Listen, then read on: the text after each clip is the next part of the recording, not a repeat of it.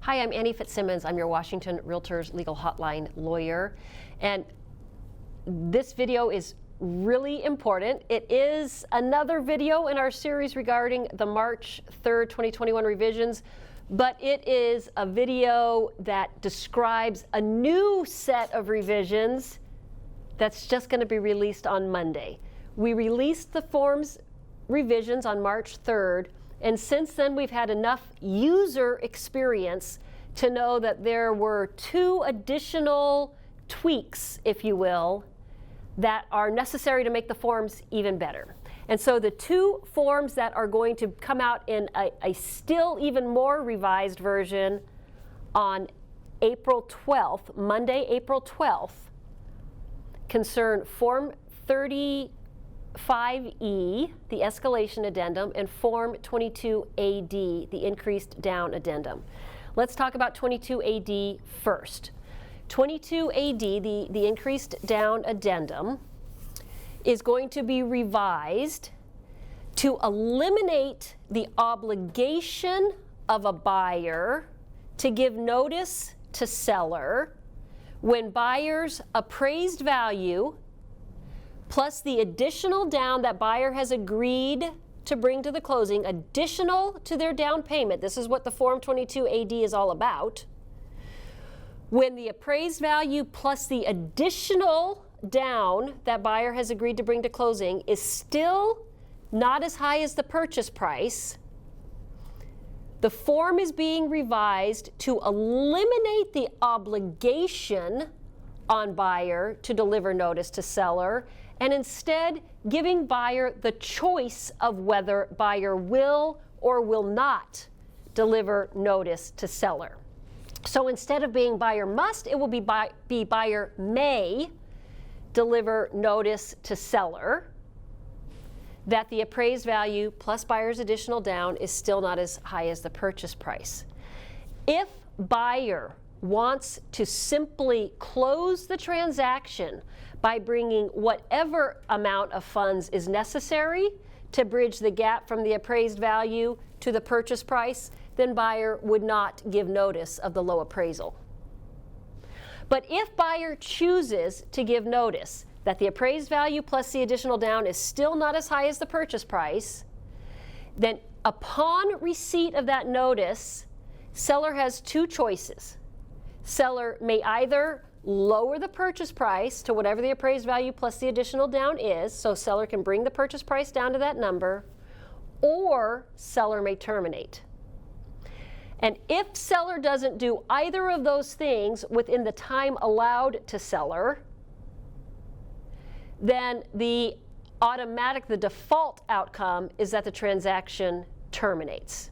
So if a buyer wants to preserve their ability to close the transaction without giving seller the ability to terminate the transaction, then buyer would not give notice that the appraisal plus the additional down is low and would instead bring the funds necessary to closing to close the transaction. The form is further revised to say that if a buyer has waived their financing contingency, that does not in and of itself waive the protection of the 22AD, the protection of the buyer to be able to deliver that notice to seller and have the transaction terminate if seller doesn't lower the purchase price. The only way buyer waives their protection under the 22AD is if buyer not only waives their financing contingency, but also waives the protection of the low appraisal provision, the appraisal less than purchase price provision of the financing contingency.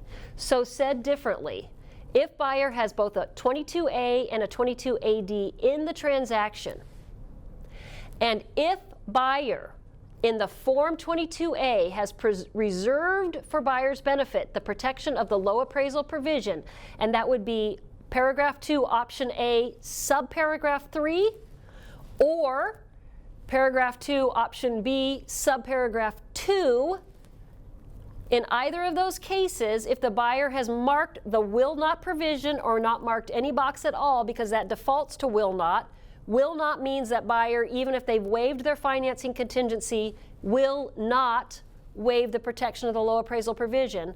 So if buyer has a 22A and a 22AD and has preserved the protection of the low appraisal provision by marking will not, then buyer retains the protection of the Form 22AD low appraisal provision, even if the financing contingency is waived, so long as the will not box was marked with respect to the low appraisal provision. Okay, that's the revision to Form 22AD. Form 35E has been revised with respect to the provision that requires seller and listing broker to deliver a copy of the competing offer along with seller's acceptance of buyer's Form 35E offer that includes an escalation of the purchase price. Seller is still obligated to deliver that competing offer, but if the competing offer doesn't come across with seller's acceptance, the form is revised to say that buyer has 3 days to deliver notice to the seller that that competing offer has to be provided. And if buyer doesn't provide notice within those 3 days, then the obligation of seller to deliver that competing offer is gone.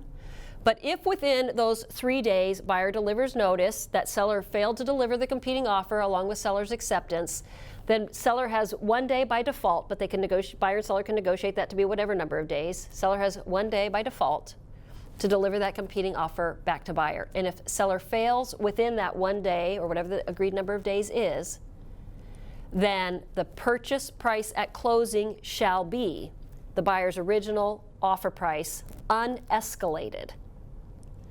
So again, if buyer delivers notice within that, again, it's 3 days by default. You could agree to any number of days, but 3 days by default. If buyer delivers notice that seller failed to deliver the competing offer, seller has 1 day by default to deliver the competing offer to buyer. If seller fails to make the delivery within that agreed time period, there is no escalation. At closing, the purchase price will be buyer's original offer price.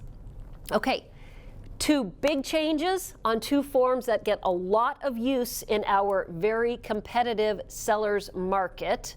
If you have questions on any of these, on either of these revisions, send an email to me. Again, these revised forms will be available for your use starting Monday, April 12.